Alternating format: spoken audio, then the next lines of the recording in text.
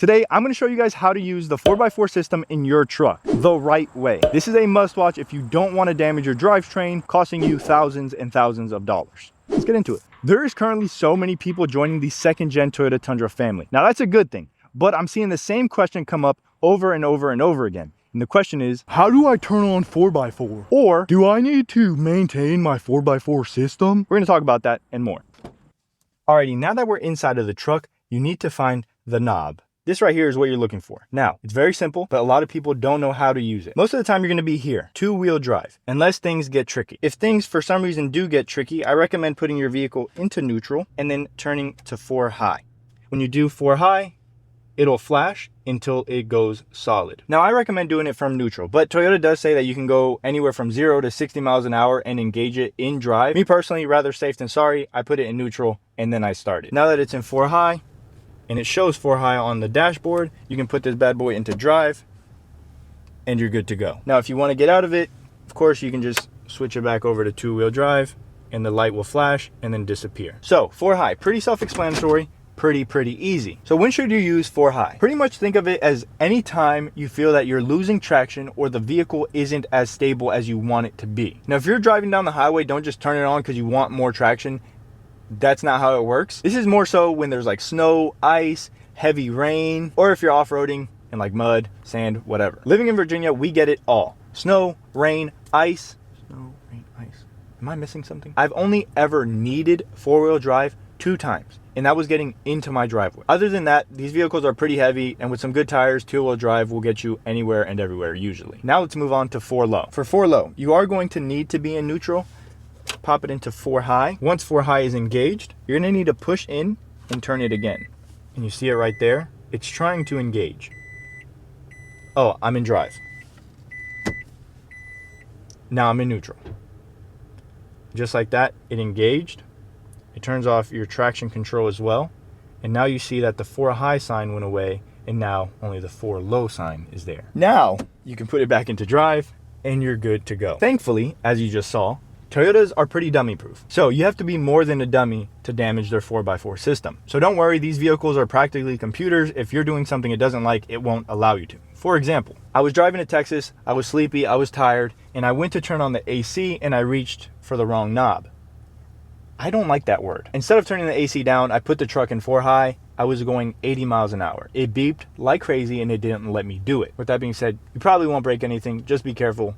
Make sure to double check what you're doing. Now, to get out of 4 low, you're going to want to go back into neutral. Make sure we're in neutral this time. And you're going to want to push back in and then go to 4 high. You'll hear a loud clunk, and now it shows that you're in 4 high and then back in to 2-wheel drive. It'll flash and it'll go away. Now, my Tundra is being a good boy right now. I literally was about to go to the dealership because of this issue.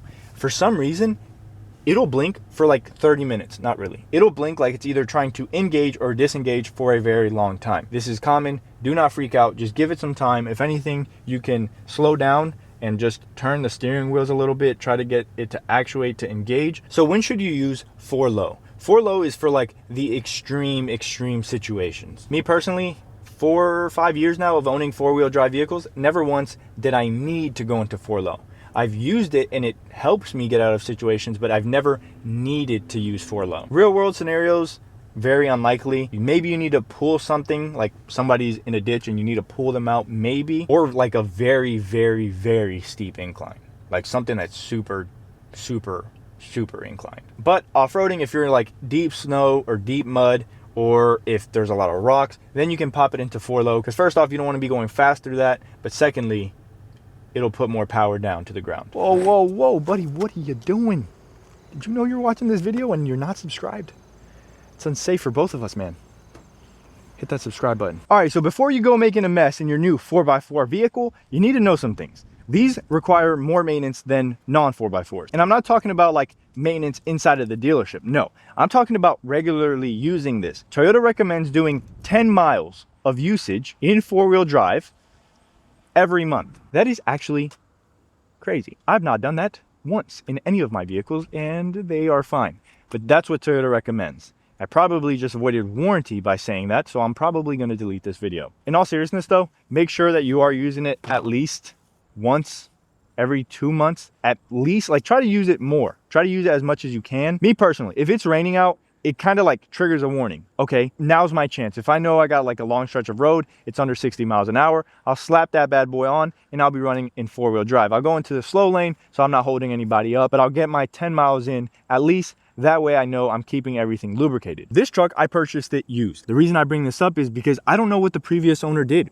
I bought it with 39,000 miles. He maybe never used it at all. What I'm trying to get at is this truck struggles to get into 4 low, struggles to get into 4 high. My Toyota Tacoma, snap of a finger, it was locked in, it was ready to go. I bought that truck new, I took care of it. I love that truck. This truck, on the other hand, sometimes it'll engage, sometimes it won't. I probably should get it checked out, but I probably won't. Another thing to consider is 4-wheel drive is not a toy, okay? You can't just slap it on and race somebody. It is a tool to be used when the tool is necessary. You don't sit down to write a paper with a hammer in your hand, so don't go driving around the Walmart parking lot with 4-wheel drive engaged. Like, one of the main things that people don't know is you're not supposed to drive on dry pavement with your 4-wheel drive. So don't go into a parking lot just because I said you needed 10 miles and just do donuts with 4-wheel drive. That is a good way to need to call AAA. If you didn't know that, now you know. Do not turn with 4-wheel drive on dry pavement. The reason why is because it's a flat surface and it can turn and it can maneuver. You turn it on when there's not much traction. When it's loose, yeah, snow, ice, you get what I'm trying to say. But if you're turning, your wheels are turning at the same rate.